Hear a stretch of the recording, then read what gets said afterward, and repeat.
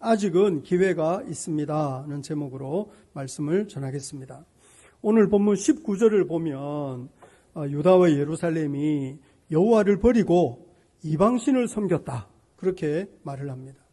여호와를 버리고 이방신을 섬겼다. 이것이 왜 문제가 되겠습니까? 하나님을 섬기는 것과 이방신을 섬기는 것이 어떤 차이가 있겠습니까? 요즘은 사람들이 누구든지 자기가 원하는 종교를 가질 수 있는 것이 아니냐, 자기 마음에 드는 신앙생활 하면 되는 것 아니냐, 그렇게 말하는 사람들이 점점 많아지고 있습니다. 그리고 예배당에서 예배를 드리든 절집에 가서 부처님 앞에서 불공을 드리든 자기가 좋아하는 걸 하면 되는 것 아니냐, 이렇게 말하는 사람들이 있는 거죠. 심지어 제가 만난 어떤 분은 예배당이나 절집 굳이 찾아갈 것도 없이 그저 하늘을 공경하면서 좀 어떻게 인간다운 삶을 살면 그거 괜찮은 것 아니겠는가, 그렇게 말하는 분들도 있어요. 사실 이것저것 따질 것 없이 그저 자기에게 도움이 되는 신앙이라면 그거 충분한 것 아니냐, 이렇게 말하는 사람들이 요즘 점점 더 많아지고 있습니다. 그런데요, 예수 믿는 사람은 절대로 그렇게 생각하거나 절대로 그렇게 말할 수 없어요. 하나님이 살아계신 줄 믿으시면 아멘 하시기 바랍니다. 살아계신 하나님이 우리에게 진리를 말씀하는 줄 믿으시면 아멘 하시기 바랍니다. 살아계신 하나님이 우리에게 진리를 말씀하시는 거예요. 진리라는 거는요, 진리 아닌 것도 있다는 거예요. 그래서 우리가 하나님의 말씀이 진리다 그럴 때 진리가 아닌 것과 어떻게 다른가 하는 것을 우리가 좀 잘 분별해야 될 필요가 있어요. 그래서 우리가 하나님의 말씀을 듣고 안 듣는 것이요, 인생에 큰 차이를 만들어내는 거예요. 더욱이 하나님의 말씀을 들으면서도 그거를 너무 가볍게 생각하거나 그 대수롭지 않게 여겨가지고 하나님의 말씀을 듣고도 제대로 반응하지 못한다면, 제대로 순종하지 않는다면 그거는 아주 무서운 결과를 낳게 될 거다. 요즘 예레미야가 계속 그거 경고하고 있어요. 예레미야가 이 하나님의 징계와 심판을 계속 경고하고 있는 거죠. 그리고 유다와 예루살렘은요, 진짜로 예레미야를 통해서 하나님이 경고하신 대로 그 징계를 당하고 심판을 받았어요. 유다와 예루살렘이 예레미야가 미리 경고한 대로 징계를 받고 심판을 받았다고 하는 것을 역사적 사실을 통해서도 다 확인을 할 수 있는 거거든요. 그러니 역사 속에서 어떤 일이 일어났는가 하는 것을 우리가 알면서도 하나님의 말씀을 그저 가벼이 생각하고 산다면 정말 어리석은 거예요. 예레미야 3장 8절에 며칠 전에 묵상했던 예레미야 3장 8절에 이런 말씀이 있었는데 같이 한번 읽어볼까요? 시작. 내게 배역한 이스라엘이 간음을 행하였으므로 내가 그를 내쫓고 그에게 이혼서까지 주었으되 그의 반역한 자매 유다가 두려워하지 아니하고 자기도 가서 행음함을 내가 보았노라. 여기에 간음, 행음이라고 말하는 이유가 뭔지 지난주일 설교하면서 말씀드렸습니다. 세상신을 따라가고 이방신을 따라가는 것이 그저 자기 화려함과 풍요로움을 위해 수단과 방법을 가리지 않는 그 일종의 바알신앙 똑같았어요. 그래서 우리가 성경에서 보는 것처럼 북이스라엘은 아합 이래로 바알신앙을 일종의 국가정책 이런 걸로 받아들인 거죠. 그래가지고 이 여로보암도 악하지만 아합 이래로 북이스라엘은 아주 이 바알신앙의 아주 중심지가 된 거예요. 음행할 수밖에 없거든요. 이 바알과 아세라를 섬기는 사람들은 항상 음행했어요. 그래서 하나님께서 배역한 이스라엘을 내쫓으셨다는 거죠. 그래서 주전 722년에 아수르가 쳐들어와 가지고 북이스라엘 망했어요. 남유다와 예루살렘이 그거를 본 거지요. 하나님께서 북이스라엘을 아수르가 무너뜨리는 중에도 그래도 남유다 예루살렘을 남겨두신 이유는 하나님이 다윗을 생각하셔가지고 하나님이 자기 백성에 그래도 기회를 주시려고 남겨두신 거죠. 그런데 북이스라엘이 그렇게 바알의 종로로 타다가 망한 것을 보고서도 남유다와 예루살렘이 깨닫지 못했다는 거예요. 얼마나 하나님이 애통해 하시는지 모릅니다. 그래서 예레미야 4장 22절을 보시면 내 백성은 나를 알지 못하는 어리석은 자요 지각이 없는 미련한 자식이라. 혹시 이 가운데 속 썩이는 자식 때문에 마음고생 해본 부모님들이 있습니까? 자식 때문에 소갈이 해본 부모님들은 우리 하나님의 우리를 바라보시는 마음이 비슷한 마음이라는 것을 잘 깨달아야 됩니다. 하나님이 자기 백성을 구원하시고 자기 백성을 길러내시고 자기 백성을 어떤 제사장 나라로 세우려고 하셨는데요. 말이 안 통하는 거예요. 말을 듣지 않는 거죠. 그래서 이 사람들이 하나님께서 징계하시고 하나님이 경고하시고 징계하셔도 그거를 깨닫지 못했어요. 요즘 우리가 예레미야서를 계속 묵상하고 있는데 예레미야서를 읽을 때 우리가 기억해야 될 것이 있습니다. 어제 우리가 묵상했던 예레미야서 5장 5절을 보면 여호와의 길, 하나님의 법이라는 표현이 있었는데 하나님께서 유다와 예루살렘을 바라보실 때 하나님의 길, 하나님의 법이 있는 거예요. 어그러진 거죠. 그 길로부터 빗나가 버렸어요. 우리가 성경을 읽을 때 성경 이야기가 그저 옛날 이야기 아니고 성경 이야기가 그저 유대인의 역사가 아닌 것을 우리가 늘 기억해야 됩니다. 하나님이 유다와 예루살렘을 향한 어떤 하나님의 계획, 하나님의 기대, 하나님의 소망이 있었다는 거예요.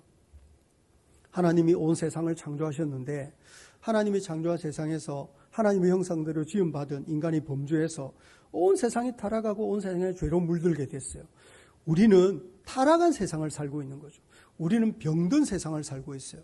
하나님께서 이 타락하고 병든 세상을 회복하시고 구원하시려고 하는 거죠. 그래서 하나님이 어떻게 세상을 회복하시고 어떻게 세상을 구원하시느냐 하는 것을 보여주는 이야기가 성경 이야기예요. 하나님께서 온 세상을 회복하시고 온 세상을 구원하시는데요. 증인을 세우셨어요. 하나님의 증인이 바로 구약에서는 이스라엘이고 오늘날은 교회라고 할 수 있어요.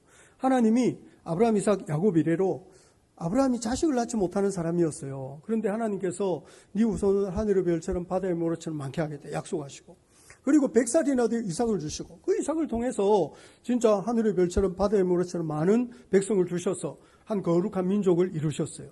그리고 그 사람들에게 그들은 내 백성이 되고 나는 그들의 하나님이 되겠다. 특별히 보호하시겠다 약속하시고 그리고 그 후손들에게 이 가나안 땅을 기업으로 주겠다 약속하신 거예요. 약속. 그리고 그 약속을 이루세요. 우리가 창세기를 읽으면 출애굽기를 읽으면 그리고 지난번에 묵상했던 민수기나 뭐 이런 말씀을 보면 하나님이 전혀 이루어질 것 같지 않은 그 약속을 이루어 가시는 거죠. 하나님이 이루어 가시는 거예요. 그러면서 하나님께서 그 백성을 빚어내시는 거죠. 예레미야의 표현대로 하자면 귀한 종자 순전한 포도나무를 심으시는 거죠. 혹시 이 자리에 농사 지어 보신 분이 계십니까? 상추를 하나 심어가지고 그것 뜯어 먹으려고 그래도요. 공을 많이 들여야 돼요. 그 물 안 주면 금방 말라버리고요. 신경 안 쓰면 금방 벌레가 다 파먹어가지고 내가 심어도 먹을 것이 없어요. 그러니 뭘 심어서 길을 먹으려고 하면 이게 얼마나 공을 많이 들여야 되는지 몰라요. 하나님께서 유다와 예루살렘을 향해서 귀한 종자, 순전한 포도나무로 심으셨다 이렇게 말하거든요. 그래서 하나님이 아브라함, 이삭 이래로 아브라함, 이삭, 야곱 이래로 약속하시고 그 약속을 이루시면서 이 거룩한 백성을 가나안에 심으시는 거죠. 우리 지난번 민수기 묵상할 때 하나님께서 어떻게 이 백성을 거룩한 군대로 조직하시고 그래서 어떻게 하나님을 경외하는 사람이 되게 하시고 어떻게 세상과 구별되는 삶을 살게 하시고 그러면서 하나님의 부르심이 뭐냐 하나님께서 부여하시는 사명이 뭐냐는 것을 가르쳐 주시는 것을 우리 지난번 민수기에서 본 적이 있어요. 그래서 하나님께서 이 백성을 세상과 구별되는 거룩한 제사장 나라로 삼으시려고 했던 거예요. 출애굽기 19장 5절부터 6절에 이런 말씀이 있어요. 같이 한번 읽어볼까요? 시작. 세계가 다 내게 속하였나니 너희가 내 말을 잘 듣고 내 언약을 지키면 너희는 모든 민족 중에서 내 소유가 되겠고 너희가 내게 대하여 제사장 나라가 되며 거룩한 백성이 되리라. 너는 이 말을 이스라엘 자손에게 전할지니라. 출애굽이 우연히 일어난 사건이 아니라는 거죠. 하나님의 백성이 그냥 하늘에 뚝 떨어진 것이 아니라는 거예요. 하나님께서 어떤 기대와 소망을 가지고 심으시고 길러내신 그래서 아브라함, 이삭, 야곱 이래로 언약하시고 그 언약을 이루시면서 세상 모든 민족에게 복이 될 만한 제사장 나라, 세상과 구별되면서 하나님께 복종하는 하나님의 뜻을 받들어 살아가는 그런 거룩한 제사장 나라가 되게 하시려고 부르신 거죠. 그래서 어떻게 하면 제사장 나라가 될 수 있는지 그런 거를 시내산 나라에서 1년 이상 머물면서 다 가르쳐 주신 거 지난번에 우리 출애굽기 읽으면서 본 적이 있습니다. 하나님께서 이 사람들을 특별한 사명을 가진 거룩한 공동체로 불러 세우신 거예요. 그러면서 하나님께서 이 사람들에게 요구하신 것이 많은 율법이 있는데 그 율법을 한마디로 요약하자면 정의와 공의를 행하는 것입니다. 하나님께서 제사장 나라에게 요구하시는 제사장에게 요구하는 것이 거룩함인데 뭐가 거룩함이냐? 정의와 공의를 행하는 거다. 이렇게 말씀하세요. 그래서 어제 묵상했던 예레미야 5장 1절도 보시면 예레미야 5장 1절에 같이 한번 읽어볼까요? 시작. 너희는 예루살렘 거리로 빨리 다니며 그 넓은 거리에서 찾아보고 알라. 너희가 만일 정의를 행하며 진리를 구하는 자를 한 사람이라도 찾으면 내가 이 성읍을 용서하리라. 정의를 행하며 진리를 구하는 사람을 한 사람이라도 찾으면 한 사람은 있었겠죠. 예레미야 같은 사람, 다니엘 같은 사람, 에스겔 같은 사람 이 시대에 다 살았는데, 그런데 주님께서 한 사람이라도 찾으면 내가 이 성읍을 용서하리라 말씀하시는 것은 하나님이 그만큼 애가 타는 거예요. 하나님이 찾으시는 사람이 있는 거죠. 정의를 행하며 진리를 구하는. 정의를 행하며 진리를 구한다는 게 뭐겠어요? 하나님의 말씀에 응답하고 하나님의 말씀을 마음에 새기고 그 말씀에 순종하며 살아가는 사람을 하나님이 찾으시는 거죠. 그런데 정의를 행한다는 것이 무엇입니까? 구약의 배경에서, 출애굽기의 배경에서, 신명기의 배경에서, 레위기의 배경에서 정의를 행하며 진리를 구한다는 것이 무엇입니까? 그거는 옆 사람에게 한마디 하시죠. 이웃을 사랑하는 것입니다. 이웃을 사랑하는 것입니다. 이웃을 사랑하는 것입니다. 우리가 성경이 우리에게 말하는 거룩함이 뭐냐? 정의와 공의를 행하는 것이고, 정의와 공의를 행한다는 것이 뭐냐? 그거는 이웃을 사랑하는 것이다. 이렇게 연결이 되어야 돼요. 보통 우리는 거룩함 이러면 어떤 그거를 무슨 종교적인 특성으로 생각해요. 그런데 성경을 잘 공부해보면, 특별히 구약의 율법을 공부해보면 그거는 그저 단순히 종교적인 행위를 통해서 구현되는 것이 아니고 그것은 하나님 앞에서 정의와 공의를 행하는, 불의를 거절하고 진리를 순종하며 사는 것인데, 그러면 뭐가 우리가 거절해야 될 불이며 뭐가 우리가 추구해야 될 진리냐? 그럴 때 하나님께서 요구하시는 것은 우리 곁에 있는 연약한 사람, 우리 곁에 있는 가난한 사람, 우리 곁에 있는 이웃을 사랑하는 것을 하나님이 요구하시는 거예요. 그래서 예수님께서도 율법을 설명하실 때마다 마가복음 12장 29절부터 31절 같은 말씀을 보시면 같이 한번 읽어볼까요? 시작. 예수께서 대답하시되 첫째는 이것이니 이스라엘아 들으라. 주 곧 우리 하나님은 유일한 주시라. 내 마음을 다하고 목숨을 다하고 뜻을 다하고 힘을 다하여 주 너의 하나님을 사랑하라 하신 것이요. 둘째는 이것이니 내 이웃을 내 자신과 같이 사랑하라 하신 것이라. 이보다 더 큰 계명이 없느니라. 하나님 사랑과 이웃 사랑은 동전의 양면과 같았어요. 어느 하나로 존재할 수 없는 거예요. 어떤 분들은 나는 사람에게는 관심이 없어, 나는 하나님만 사랑할 거야, 이렇게 말하는 분들이 있는데, 하나님을 사랑해서 하나님 앞에 나가면 하나님이 우리에게 말씀하시는 것은 네 옆에 있는 사람을 사랑해야 된다, 네 주변에 있는 연약한 사람을 사랑해야 된다, 이렇게 말씀하시는 거예요. 그래서 이웃 사랑의, 그러니까 하나님 사랑의 진정성을 재는 잣대가 이웃 사랑이에요. 네가 진짜 하나님을 사랑하느냐, 진짜 하나님을 사랑한다는 걸 어떻게 가늠할 수 있을까요? 그거는 우리 옆에 있는 이웃을 얼마나 사랑하느냐는 것을 가지고 가늠하는 거예요. 하나님 사랑의 잣대가 이웃 사랑이라는 것을 절대로 잊어서는 안 됩니다. 우리 구약 성경이 말하는 거룩함, 구약 성경이 말하는 정의와 공의, 구약 성경이 말하는 거룩함, 정의와 공의가 이웃을 향한 태도에서 드러나는 거예요. 그래서 예수님께서 율법을 늘 설명하실 때마다 이웃을 사랑하는 거다, 이렇게 결론을 내리고 있다는 거죠. 그래서 우리 얼마 전에 묵상했던 로마서에서도 로마서 13장 8절부터 10절을 보시면 이런 말씀이 있어요. 같이 한번 읽어볼까요? 시작. 피차 사랑의 빛 외에는 아무에게든지 아무 빛도 지지 말라. 남을 사랑하는 자는 율법을 다 이루었느니라. 간음하지 말라, 살인하지 말라, 도둑질하지 말라, 탐내지 말라 한 것과 그 외에 다른 계명이 있을지라도 내 이웃을 내 자신과 같이 사랑하라 하신 그 말씀 가운데 다 들었느니라. 사랑은 이웃에게 악을 행하지 아니하나니 그러므로 사랑은 율법의 완성이니라. 율법의 완성이다, 그것까지 말하면서 사람을 사랑해야 된다, 이렇게 말씀하시는 거예요.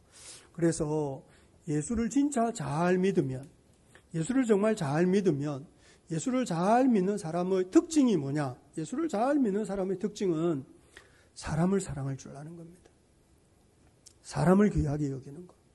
그래서 사람을 귀하게 여기지 않고 사람을 사랑할 줄 모르는 것은 예수를 잘 믿는 거라고 하기가 어려워요. 갈라디아서 5장 14절에서도 온 율법은 내 이웃 사랑하기를 내 자신같이 하라 하신 그 한 말씀에서 이루어졌다. 만일 서로 물고 먹으면 피차 멸망할까 조심해라. 예수를 잘 믿으면 이웃을 자신같이, 자기 자신을 사랑하는 것은 거의 본능에 속한 거예요. 그런데 이웃 사랑은 본능이 아니에요. 그래서 제가 늘 말씀드리는 것처럼 이건 연습을 많이 해야 되고, 이런 헌신을 많이 해야 되고, 자신을 쳐서 복종시켜야 되고, 뭔가 이게 노력이 필요한, 훈련이 필요한 일이에요. 근데 여하튼 하나님께서는 우리가 이웃 사랑하는 사람이 되기를 원하고 기대하시는 거죠. 그렇지 않고 서로 물고 먹는다는 것은 상대방을 사랑해야 될 대상으로 여기는 것이 아니고 남으로 여기는 거예요. 서로 물고 먹는다는 것은 상대방을 비난하고 정죄하고 혹은 상대방을 힘겨루기의 상대로 생각하고 서로 경쟁하고 서로 갈등하고 서로 다투는 이런 것은 이거 멸망으로 가는 길이다 이렇게 말하는데, 그래서 우리가 예수를 잘 믿는다고 할 때 우리가 이웃 사랑에 점점 더 익숙해지고 사람을 사랑할 수 있는 역량 혹은 그 깊이 그 범위가 점점 더 확장되는 것입니다. 우리가 선교라 그러지만 전도 선교도요, 결국 사람을 사랑할 수 있는, 은혜 안에 품어낼 수 있는 그 범위가 점점 더 확장되어 가는 것과 다를 바가 없어요. 이런 사랑을 가장 선명하게 보여주는 인물이 룻기에 나오는 보아스 같은 사람입니다. 지난번에 룻기 묵상했는데 룻기는 불과 넉 장밖에 안 되는 책이지만 그 안에 보면 정말 비참해진 여인들이 나오고, 그 비참해진 여인들을 위해서 재정적인 손실을 감당하면서 재정적인 손실을 감수하면서 떨어진 이삭 다 죽어가게 하고, 떨어진 이삭 죽어가는 사람들에게 음료 제공, 식사 제공, 그리고 결국에는 나중에 하나님의 명령에 순종하기 위하여 룻과 결혼하는, 그 모압 여인 룻과 보아스가 결혼하는 거예요. 유대인 남자로서는 얼굴에 먹칠하는 거예요.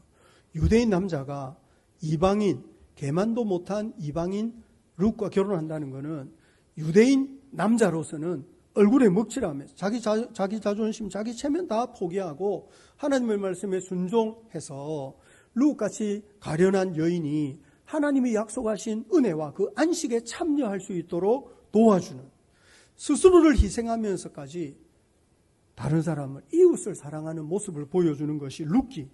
그 룻기의 결론이요, 다윗의 족보예요. 이 집안이 이렇게 훌륭해서 다윗 같은 사람이 태어났다는 거죠.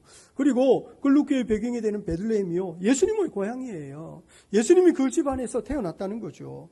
그래서 정말 이웃을 사랑하며 남들을 위하여 자기 생명이라도 내어주는 것이 하나님의 은혜요, 하나님의 사랑이다. 뭐 이런 것을 보여주는 것이 성경의 스토리예요. 예수님이 어떤 분이신지를, 예수님은 친구를 위하여 자기 목숨을 버리는, 죄인을 위하여 자기 생명을 내어주는 하나님의 아들이다. 뭐 이런 거를 성경이 가르치는 거죠. 그러니 예수 믿는 사람이 성경을 읽으면서 이웃을 사랑할 줄 모른다. 그거는 성경을 제대로 읽은 것이 아니에요. 예수 믿는 사람이 교회 출입을 오래 하면서 사람을 귀하게 여길 줄 모른다. 그거는 사실 있을 수 없는 일이죠. 옆 사람에게 한마디 하시죠. 사람을 사랑해야 됩니다.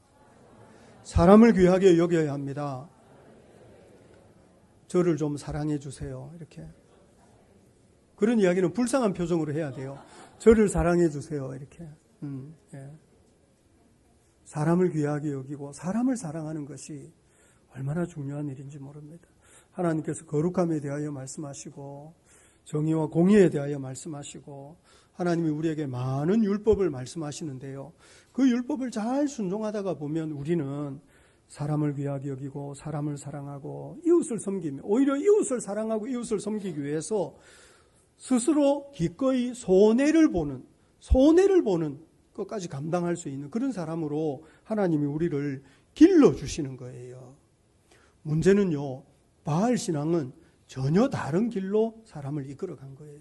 하나님은 제사장 나라가 되게 하시고, 하나님은 제사장이라는 결국 남을 위해서 사는 거거든요. 그래서 하나님은 이웃을 사랑하고 이웃을 섬기는 인생을 살기를 원하셔서 그런 백성, 그런 공동체를 만들어 가려고 하셨는데, 이 바알 신앙이라는 거는요, 자기를 사랑하게, 자기 욕망을 사랑하는, 자기 욕망을 채우기 위해서는 수단과 방법을 가리지 않는 사람으로 만들어 갔어요.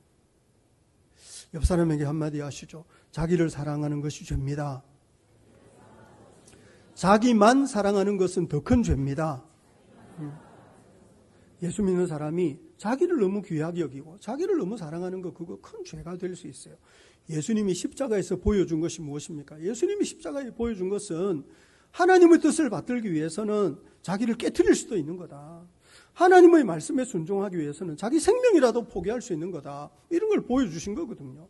그래서 우리 인생에 생명보다 귀한 것이 있다면 하나님의 뜻이고 그분의 말씀을 받들어 사는 그것이 우리 생명보다 귀한 거다. 성경이 이렇게 가르쳐 주는 거예요. 그런데 바알 신앙이라는 것은 세상에 제일 중요한 것이 너다. 네가 제일 네 행복이 제일 중요하고 네 마음이 제일 중요하고 뭐 이렇게 가르치는 거예요. 자기를 제일 중요하게 여기고 더 화려하고 더 윤택하고 더 풍요로운 삶을 사는 것이 당연하다. 이렇게 가르치기 때문에 바알의 지배를 받는 세상에는요. 폭력과 고통과 눈물이 가득한 곳으로 변하는 거예요. 바알 신앙이요. 성경을 보면 발전해요. 발전. 점점 더 극단적으로. 왜냐하면 자기 욕망을 충족시키기 위해서 수단과 방법을 가리지 않아도 된다고 가르쳤기 때문에 여하튼 가장 중요한 것이 자기 꿈을 이루고 자기 욕망을 채우는 거예요. 자기 욕망을 채우는 방법이 점점 잔인하게 발전해요. 처음에는 음행하다가요. 나중에는요. 자기 몸에 상처를 내기도 하고 나중에는 자기 자식을 불 가운데 던져넣기도 해요. 자기 자식을 불 가운데 던져넣어요. 우리는 어떻게 그런 잔인한 짓을 할 수 있느냐 생각하지만 우리 시대에도 더 화려하고 더 풍요로운 삶을 살기 위해서 자식을 불 가운데로 던져넣는 부모들이 우리 시대에도 얼마나 많은지 모릅니다. 자식을 그저 무한 경쟁하는 이 세상 속으로 밀어넣는 거거든요.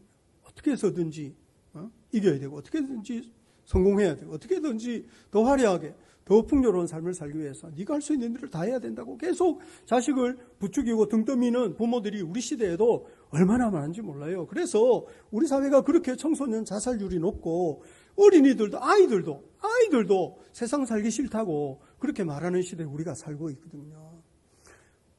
욕망인 거예요. 욕망. 더 화려하고 더 풍요로운 삶을 살고자 하는 욕망. 겉으로는 자식을 잘 키우려고 하는 열정인데 자식을 잘 키우려고 하는 열정이 아니고 어떻게 한 것이 자식을 잘 키운 거냐. 더 화려하고 더 풍요롭고 더 윤택한 삶을 사는 사람이 되면 자식을 잘 키운 거라고 평가하는 시대에 우리가 살고 있는 거예요. 우리가 살고 있는 이 시대가 바알 신앙으로부터 멀어지지 않았다는 것을 우리가 잘 깨달아야 됩니다. 예레미야를 읽으면서 바알 신앙이 옛날 이야기가 아니고 그것이 여전히 우리 시대의 이야기라는 것을 잘 깨달아야 돼요. 하나님께서 유다와 예루살렘을 책망하실 때 단순히 여호와를 버리고 이방신을 섬기는 것, 예비의 대상이 달라진 것을 책망하시는 것을 넘어서 예비의 대상이 달라진 것을 책망하는 것을 넘어서 인생의 목표가 달라진 거예요. 이 유다와 예루살렘의 삶의 목표가 달라진 거죠.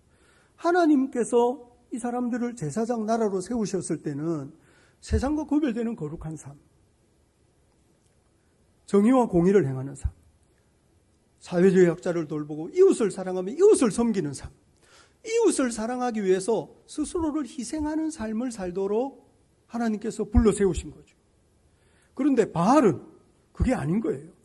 자기 행복을 위해서, 자기 만족을 위해서, 자기 욕망을 충족시키기 위해서 수단과 방법을 가리지 않아도 되는 삶으로 이끌어가는 것이 바알이었거든요. 삶의 목표가 달라져. 이 사람들이 여호와를 버리고 바알을 따르기 시작했을 때 이 사람들은 하나님을 불심에 반응하며 사는 것이 아니고 제사장 나라가 거룩한 백성이 되어가지고 뭔가 세상이 복이 되는 그런 인생을 살게 된 것이 아니고 자기를 위해서 자기 행복, 자기 만족, 자기 풍요로움을 위하여 수단과 방법을 가리지 않는 그런 사람이 된 거예요.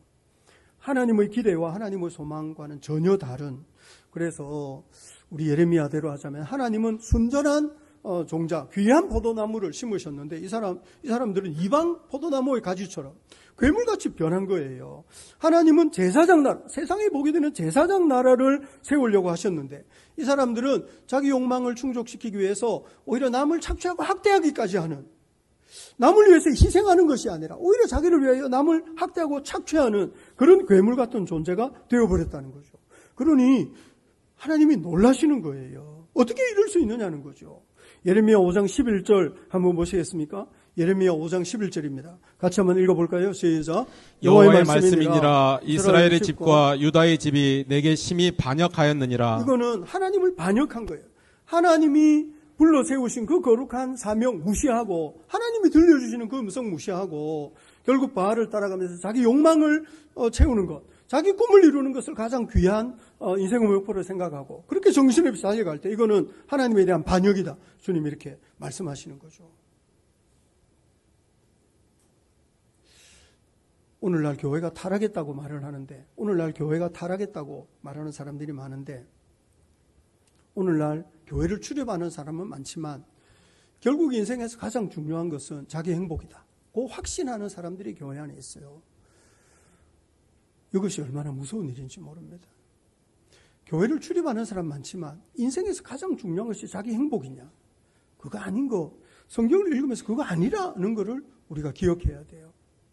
자기 행복, 자기 만족, 자기 꿈을 이루는 것, 더 윤택하고 더 건강하고 더 화려하고 더 풍요롭게 사는 것이 가장 중요하냐? 성경이 그거 아니다, 그거 아니다 말씀하세요. 자기 행복을 너무 소중하게 여긴 나머지, 자기 행복을 너무 소중하게 여긴 나머지 하나님을 마치 자기를 행복하게 하기 위하여 존재하는 분인 것처럼 생각하는 사람들도 있어요. 물론 하나님이 우리를 위하시죠. 물론 하나님이 우리를 돌보시죠. 물론 하나님이 우리를 은혜로 품으시죠. 그럼에도 불구하고 그 하나님은 우리가 받들어 섬겨야 될 우리 인생의 주인이신 거지 우리 인생의 뒤치다거리 하는 분은 아닌 거예요.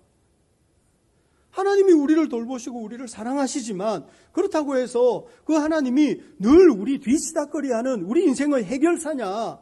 그거는 아니라는 거죠. 크신 하나님을 아주 가볍게 생각해요. 하나님을 두려워하지 않아요.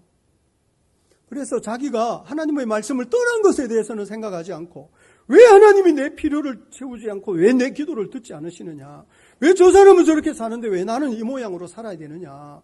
왜 이 광야를 지나면서 물이 없느냐? 먹을 것 없느냐? 민수기에서 그 하나님의 군대가 늘 원망하고 불평한 것처럼 우리는 하나님이 늘 마음에 안 드는 거예요. 하나님이 마음에 안 들어요. 왜냐하면 내가 기대하는 바대로 움직이지 않는 거죠, 하나님이. 내가 이렇게 기도했는데 이 기도 들어주지 않으시는 거죠. 나는 이게 필요한데 이걸 나한테 주지 않는 거예요. 근데 내가 꿈꾸는, 내가 갖고 싶어 하는 것은 보면 다 남들과 자기를 비교한. 하나님이 은혜로 우리를 돌보시는 줄 믿으시기 바랍니다. 그렇지만 그분이 우리 인생의 해결사이거나 내가 원하는 것을 내가 필요로 할 때 내가 원하는 방식으로 채워주는 그런 분은 아니에요. 그런 의무를 가진 분은 아니라는 거죠. 하나님이 우리를 지켜주시는데 그렇다고 해서 하나님이 우리 수호신이냐? 그거는 아니라는 거예요. 하나님 우리를 은혜로 돌보시지만 그분은 우리의 찬송과 예배를 받으시고 우리의 순종을 받으셔야 될 하나님이신 거죠.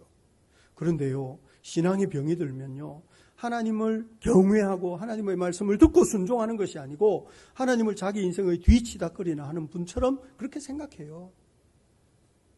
그래서 선지자들이 하나님이 징계하신다, 하나님이 심판하신다 경고하셔도 하나님이 그럴 리가 없다. 하나님이 뭐 우리한테 재앙을 주시겠냐. 하나님은 우리한테 다 잘해주시는 거예요. 하나님이 그저 우리를 잘해주기만 할 수 있는 분인 거예요. 잘해줘야만 될 의무가 있는 것처럼 그렇게 생각하는 사람들이 있어요. 예를 들면 오늘 본문 12절, 13절 보시면 12절, 13절 같이 한번 읽어볼까요? 시작. 그들이 여호와를 인정하지 아니하며 말하기를 여호와께서는 계시지 아니하니 재앙이 우리에게 임하지 아니할 것이요 우리가 칼과 기근을 보지 아니할 것이며 선지자들은 바람이라 말씀이 그들의 속에 있지 아니한즉 그같이 그들이 당하리라 하느니라. 12절에 여호와께서는 계시지 아니하니 라는 말은 문자대로 하자면 하나님은 그럴 뿐이 아니다. 예를 들면 예레미야는 하나님의 징계와 심판을 경고하고 있는 거예요. 하나님이 심판하신다는 징계하신다. 그런데 사람들이요, 하나님은 그럴 뿐이 아니야. 하나님은 늘 우리를 은혜로 돌보시고 지켜주시는 분이지 우리와 함께 하시는데 무슨 칼과 기근이 오겠어, 무슨 재앙이 오겠어. 그거는 하나님이 아니야. 하나님이 그럴 뿐이 아니야. 이렇게 말하면서 하나님의 심판을 경고하는 선지자의 말은 그거는 다 허풍이다, 허풍. 거기 13절에 선지자들은 바람이라고 하는 말은 이건 허풍이라는 거, 허풍. 선지자라는 족속은 맨날 그런 소리 나는 거, 그거 들을 필요 없는 그 쓸데없는 소리. 선지자 경고, 심판, 그거 자기나 당하라 그러라고 그렇게 말하고 있는 거예요. 이 사람들은 자기 나름대로 확신을 가지고 있어요. 하나님이 자기를 지켜주신다. 하나님께서 지키실 만한 자를 지키시는 줄 믿으시기 바랍니다. 하나님이 지키실 만한 사람을 지키시는. 하나님이 우리 인생의 뒤치다거리나 하고 하나님은 아무런 징계나 심판도 할 수 없는 그저 사랑만 하고 그저 이렇게 의야둥둥만 할 수 있는 분이냐? 하나님 그런 분이냐? 하나님을 자기 마음에 드는 액세서리처럼 마사지한 거예요. 하나님이 살아계신 줄 믿으시면 아멘 하시기 바랍니다. 살아계신 하나님이요, 경고하세요. 그리고 역사를 보면 그 살아계신 하나님이 경고하신 대로 다 돼요. 그래서 오늘 본문도 14절을 보시면 14절 같이 한번 읽어볼까요? 시작. 그러므로 만군의 하나님 여호와께서 이와 같이 말씀하시니라. 너희가 이 말을 하였은즉 볼지어다 내가 내 입에 있는 나의 말을 불이 되게 하고 이 백성을 나무가 되게 하여 불사르리라. 예레미야 선지자가 하나님의 징계 심판 경고할 때 사람들이 그거 허풍이다 그렇게 말했거든요. 하나님께서 예레미야 입의 말을 불같이 만드시고 이 백성은 장자개비처럼, 장자개비에 불이 붙으면 어떤 일이 벌어지겠어요. 하나님께서 예레미야의 경고가 반드시 이루어질 거다 선언하시는 거예요. 오늘 보면 15절부터 17절 한번 보시겠습니까? 15절로 17절입니다. 같이 한번 읽겠습니다. 시작. 여호와의 말씀이니라. 이스라엘 집이여 보라 내가 한 나라를 먼 곳에서 너에게로 오게 하리니 곧 강하고 오랜 민족이라. 그 나라 말을 내가 알지 못하며 그 말을 내가 깨닫지 못하느니라. 그 화살통은 열린 무덤이요 그 사람들은 다 용사라. 그들이 내 자녀들이 먹을 추수곡물과 양식을 먹으며 내 양떼와 소떼를 먹으며 내 포도나무와 무화과나무 열매를 먹으며 내가 믿는 견고한 성들을 칼로 파멸하리라. 예레미야 이 경고는요 주전 586년에 그대로 이루어졌어요. 정말 듣도 보도 못한 먼 데 있던 바벨론 군대가 쳐들어왔는데요, 궁수를 거느리고 바벨론 군대 중에서 궁수가 아주 유명했던 것 같아요. 그래가지고 바벨론 무슨 이런 벽화 이런 거 보면요, 바벨론 군대는요 큰 활로 무장하고 있어요. 오늘 보면 16절에 그 화살통은 열린 무덤이다 이런 말은, 이 사람들은 활을 너무 잘 쏘아가지고요 백발백중이에요. 활을 쏘면 다 죽어요. 그것처럼 그 활 앞에 서면 다 무덤으로 들어갈 수밖에 없는 용사들이 와가지고 이 유다와 예루살렘을 무너뜨렸어요. 그래서 오늘 본문 17절에 말하는 건 자식들도 집어삼키고 양식도 집어삼키고 양떼와 소떼 다 집어삼키고 모든 것을 다 빼앗길 거다. 예레미야가 경고한 일이 주전 586년에 이루어졌다고요. 하나님의 경고대로 하나님의 말씀대로 되는 줄 믿으시면 아멘 하시기 바랍니다. 그런데 오늘 본문에 아주 중요한 것이요, 10절 한번 보시겠어요? 10절 같이 한번 읽겠습니다. 시작. 너희는 그 성벽에 올라가 무너뜨리되 다 무너뜨리지 말고 그 가지만 꺾어버리라. 여호와의 것이 아님이니라. 18절 한번 보시겠습니까? 같이 한번 읽겠습니다. 시작. 여호와의 말씀이니라. 그때도 내가 너희를 진멸하지는 아니하리라. 성벽이 무너져요. 그런데 전부 무너지지 않고 조금만 무너져요. 가지만 꺾어요. 나무의 밑둥을 쳐서 베어버리지 않아요. 하나님께서 적을 보내시는데 이 큰 군대를 보내시는데 진멸당하지 않아요. 남아요. 이유가 뭐겠어요? 바벨론이 쳐들어왔는데요, 3번 쳐들어와요. 1차, 2차, 3차. 바벨론이 유다와 예루살렘을 한 번에 무너뜨릴 힘이 없어서 그랬느냐? 아니에요. 바벨론은 그 시대의 고대 근동 지역을 다 정복할 만큼 엄청난 세력을 가지고 있는, 심지어 애굽을 정복할 만한 힘을 가지고 있는 거대한 군대였어요. 그런데 이 사람들이요, 그 조그만한 예루살렘 진짜 조그만하거든요. 지금도 인구가 75만밖에 안 돼요. 역사 속에, 수천 년 역사 속에 지금 이 예루살렘이 제일 큰데도 인구가 75만. 이 성경을 기록할 2500년 전에는 조그만한 산성이었어요. 조그만한 산성. 바벨론이 무너뜨리지 못할 이유가 없어요. 그런데요, 바벨론이요 유다와 예루살렘을 한 번에 무너뜨리지 않아요. 오늘 본문은 그거를 뭐라고 설명하느냐 하면, 그거는 하나님이 경고하시는 거다. 너희에게 교훈을 받게 하시려는 거다. 그렇게 말해요. 오늘 본문 19절 한번 보시겠어요? 19절 같이 한번 읽어볼까요? 시작. 그들이 만일 이르기를 우리 하나님 여호와께서 어찌하여 이 모든 일을 우리에게 행하셨느냐 하거든 너는 그들에게 이르기를 너희가 여호와를 버리고 너희 땅에서 이방신들을 섬겼은즉 이와 같이 너희 것이 아닌 땅에서 이방인들을 섬기리라 하라. 단번에 무너져도 시원찮은데 왜 성벽이 다 무너지지 않고 왜 가지만 꺾고 왜 진멸되지 않고 뭐가 남아있느냐? 뭐 이게 한 번에 다 무너져도 시원치 않은데 하나님이 왜 남겨두시느냐? 하나님께서 설명하시기를 이거는 너희가 여호와를 버리고 이방신을 섬겼기 때문이다. 너희가 하나님을 떠났기 때문이다. 하나님의 목표는, 하나님의 목적은 무너뜨리고 심판하시는 것이 아닌 거예요. 하나님의 목적은 나무의 밑둥을 잘라버리려는 것이 아니에요. 하나님의 목적은 모든 성을 다 무너뜨려서 진멸하기 위한 것이 아닌 거죠. 하나님은 자기 백성이 야, 이거 보통 일이 아니구나. 이거 하나님의 징계구나. 내가 정신 차려야 되겠구나. 하나님께로 다시 돌아가야겠구나.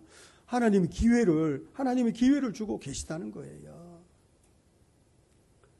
부모의 마음을 헤아리지 못하는 지각이 없는 미련한 백성 같은 유다와 예루살렘을 향해서 하나님의 마음이 어떤 것인지를 가르쳐 주시면서 그 하나님께로 돌아오기를 하나님이 기대하고 계시다는 거예요.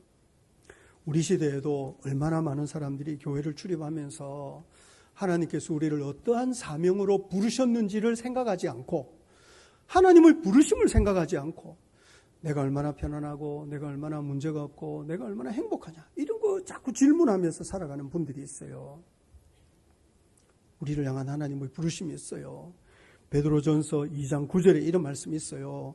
같이 한번 읽어볼까요? 시작. 그러나 너희는 택하신 족속이요 왕같은 제사장들이요 거룩한 나라요 그의 소유가 된 백성이니 이는 너희를 어두운 데서 불러내어 그의 기이한 빛에 들어가게 하신 이의 아름다운 덕을 선포하게 하려 하심이라. 하나님이 우리를 부르셨어요. 택하신 족속 왕같은 제사장 거룩한 나라 그의 소유가 된 백성이다. 이렇게 선언하세요. 이거는 출애굽기 19장 5절 6절에서 출애굽에서 시내산 아래에 머물러 있었던 사람들에게 들려주셨던 말씀과 똑같은 말씀이에요. 하나님께서 이스라엘을 사용하셨다면 오늘날에는 새 이스라엘 교회를 사용하셔서 우리를 어두운 데서 불러내어 그의 기이한 빛에 들어가게 하신 이의 아름다운 덕을 선포하는 증인으로 우리를 은혜의 증인으로 사랑의 증인으로 우리를 부르셨다는 거죠.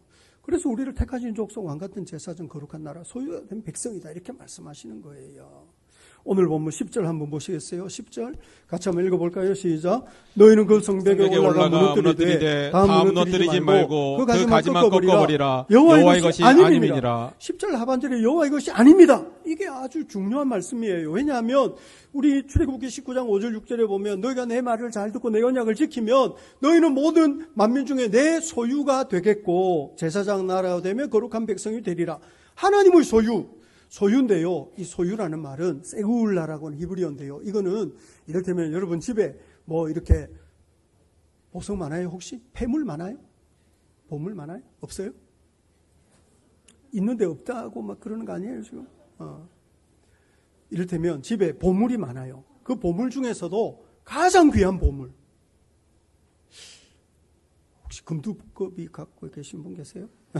이를테면 보물 중에 가장 귀한 그거를 세굴라라고 하는데 소유도 그냥 소유가 아니고 특별한 소유. 하나님께서 너희가 내 말을 잘 듣고 내 언약을 지키면 너희는 내 소유가 되겠고 할 때 하나님이 이 출애굽한 하나님의 백성을 세상 가운데 가장 귀한 보물로 여기시고 그리고 이 사람들을 정말 귀한 종자 순전한 포도나무처럼 심으셨다는 거예요. 하나님 거예요. 하나님이 심으셔서. 그런데 오늘 10절 하반절에 여호와 이것이 아니다. 왜냐하면 괴물같이 되어버린 거예요. 오늘날 교회 안에도 베드로전서 2장 9절에 너희는 택하신 족속의 왕같은 제사장이요 거룩한 나라의 그의 소유가 된 백성이다. 이렇게 말씀하시거든요. 그런데 교회가 진짜 하나님의 소유냐? 하나님께 소유된 백성이라기보다 하나님을 소유하는 인생이 되려고 하는 거죠. 하나님께 소유된, 그래서 하나님의 지배를 받는, 하나님의 부르심에 반응하는 그 말씀에 응답하는 것이 아니고 하나님을 그냥 자기 액세서리처럼 자기 인생을 뒤치다꺼리하는 존재로만 생각하고 뭔가 맨날 왜 이 뒤치다꺼리가 시원치 않으냐고, 왜 하나님은 내 인생을 속 시원하게 만들어주지 않느냐고 그렇게 원망하고 불평하는 사람은 오늘날 교회 안에도 얼마나 많은지 몰라요. 그래서 교회가요 병이 든 거예요. 우리를 향한 하나님의 부르심, 우리를 향한 하나님의 기대와 소망이 있는 줄로 믿으시면 아멘 하시기 바랍니다. 하나님이 그 부르심에 반응하는 사람이 되라고 우리를 부르신 거죠. 왜 오늘 아침에 우리가 숨이 붙어서 눈을 뜨고 일어났겠어요? 오늘 아침에 왜 우리가 숨이 붙어서 눈을 뜨고 일어났겠느냐고요. 하나님께서 우리에게 기회를 주시는 거예요. 아직은 하나님의 부르심에 반응할 그런 기회가 우리에게 있다는 거죠. 아직은 예루살렘이 다 무너지지 않았어요. 이 예루살렘 예레미야가 사역할 때 아직 완전히 망하지 않았어요. 하나님이 가지만 꺾고 있는 거죠. 하나님이 지금 성벽을 일부만 무너뜨리고 있는 거예요. 그러면서 돌아오라 부르시는 거죠. 요즘 예레미야 묵상하면 돌아오라 하나님이 얼마나 열심히 말씀하십니까? 그것이 2600년 전 사람들에게 하신 말씀이 아니고 오늘날 우리에게 하시는 말씀인 줄 알아야 돼요. 바알 신앙이 멀리 있는 것이 아닙니다. 바알이 멀리 있는 것이 아닙니다. 우리 시대에도 얼마나 많은 사람들이 바알이 가르치는 것처럼 자기 윤택감, 자기 행복, 자기 만족, 자기 풍요로움을 위하여 수단과 방법을 가리지 않는 인생에서 가장 중요한 목표가 건강하고 윤택하게 사는 거예요. 더 행복하게 사는 거죠. 그거를 위하여 정신없이 달려가는 사람이 우리 시대에도 얼마나 많은지, 우리가 하나님의 말씀에 부응하고 하나님의 뜻을 받들기 위하여 힘을 다하는 것이 아니라 자기 행복을 위하여 최선을 다하면서 그 내 최선을 하나님 도와주시라고 그렇게 요구하는 거예요. 바알 신앙이에요. 바알 신앙이 멀지 않습니다. 지난번에 묵상했던 디도서 2장 11절부터 14절에 이런 말씀이 있었어요. 같이 한번 읽어볼까요? 시작. 모든 사람에게 구원을 주시는 하나님의 은혜가 나타나 우리를 양육하시되 경건하지 않는 것과 이 세상 정욕을 다 버리고 신중함과 의로움과 경건함으로 이 세상에 살고 복스러운 소망과 우리의 크신 하나님 구주 예수 그리스도의 영광이 나타나심을 기다리게 하셨으니 그가 우리를 대신하여 자신을 주심은 모든 불법에서 우리를 속량하시고 우리를 깨끗하게 하사 선한 일을 열심히 하는 자기 백성이 되게 하려 하심이라. 하나님의 뜻이 있어요. 우리를 부르셔서 예수 그리스도의 대속의 그 보혈로 우리를 속량하시고 우리를 깨끗하게 하사 하나님의 자녀 되게 하신 하나님의 그 목적이 있는 거죠. 하나님의 목적. 예수 믿게 하신 목적. 교회 안에 머물러 있게 하신 목적. 하나님의 말씀을 듣게 하신 이유가 있다는 거예요. 경건하지 않은 것과 세상 정욕 버려야 돼요. 바알은 경건하지 않은 것, 세상 정욕 문제없다고. 사람이 다 자기 욕심 차리면서 사는 것이 당연한 것 아니냐고 이렇게 말하는 거 바알. 근데 우리는 버려야 될 것이 있고 부여잡아야 될 것이 있고 바라봐야 될 소망이 있고, 그래서 예수 믿는 사람은 자기가 누군지 자기 정체성을 분명히 해서 하나님께 응답하며 살아가는 제자가 되어야 한다는 거예요. 주님이 우리를 부르세요. 아직은 기회가 있어요. 그러니 우리가 그 말씀을 잘 듣고 하나님의 기대와 부응하는 제자가 된다는 것은 얼마나 아름답고 귀한 일이겠어요. 하나님이 우리에게 기회를 주실 때 그 부르심에 반응하는 저와 여러분 될 수 있기를 우리 주님 이름으로 축복합니다. 아멘, 아멘.